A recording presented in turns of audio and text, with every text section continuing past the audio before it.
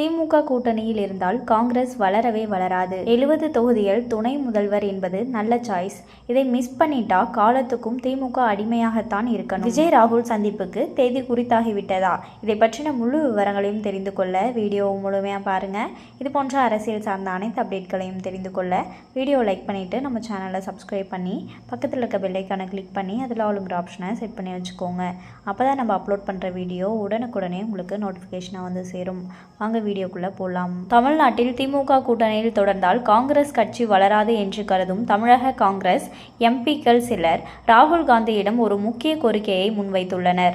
ராகுல் காந்தி நடிகர் விஜயை நேரில் சந்தித்து பேசுவதற்கு ஏற்பாடு செய்ய வேண்டும் என்றும், எதிர்காலத்தில் தமிழக வெற்றி கழகத்துடன் கூட்டணி அமைப்பதே கட்சிக்கு நல்லது என்றும் வலியுறுத்தியுள்ளனர்.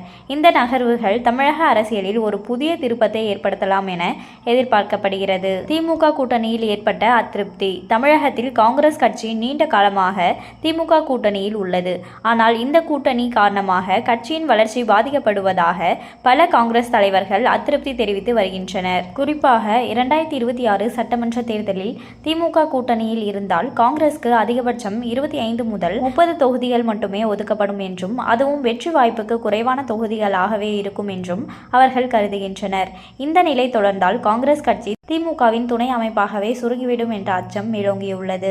70 தொகுதிகள் மற்றும் துணை முதல்வர் பதவி. இந்த சூழலில் விஜயின் தமிழக வெற்றி கழகத்துடன் கூட்டணி வைப்பதற்கான வாய்ப்புகள் குறித்து காங்கிரஸ் எம்பிகள் ராகுல் காந்தியிடம் எடுத்துரைத்துள்ளனர். விஜயின் கட்சி காங்கிரஸ்க்கு குறைந்தபட்சம் 70 தொகுதிகள் வரை வழங்க வாய்ப்புள்ளது என்றும், ஒருவேளை கூட்டணி வெற்றி பெற்றால் காங்கிரஸ்க்கு துணை முதல்வர் பதவி வழங்கப்படலாம் என்றும் அவர்கள் வாதிட்டுள்ளனர். இந்த வாய்ப்பு திமுக கூட்டணியில் கிடைக்கும் இடங்களை விட மிக அதிகம் என்றும், இதை தவற விட்டால் காங்கிரஸ் நிரந்தரமாக திமுகவின் அடிமையாக இருக்க வேண்டிய நிலை ஏற்படும் என்றும் அவர்கள் வலியுறுத்தியுள்ளதாக கூறப்படுகிறது.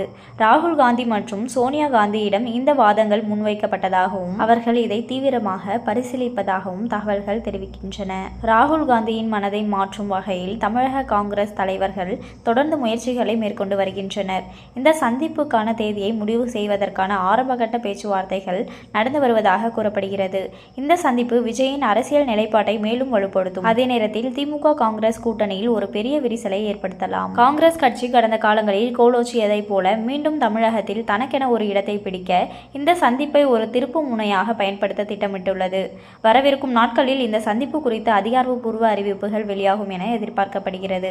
இது தமிழக அரசியலில் பெரும் பரபரப்பை ஏற்படுத்தியுள்ளது. இதை பற்றின உங்களுடைய கருத்தை கமெண்ட்ல சொல்லுங்க. இது போன்ற அரசியல் சார்ந்த அனைத்து அப்டேட்களையும் தெரிந்து கொள்ள வீடியோ லைக் பண்ணிட்டு நம்ம சேனலை சப்ஸ்கிரைப் பண்ணி பக்கத்தில் இருக்க பெல் ஐக்கானை கிளிக் பண்ணி அதில் ஆளுங்கிற ஆப்ஷனை செட் பண்ணி வச்சுக்கோங்க. அப்போதான் நம்ம அப்லோட் பண்ணுற வீடியோ உடனுக்குடனே உங்களுக்கு நோட்டிஃபிகேஷனாக வந்து சேரும்.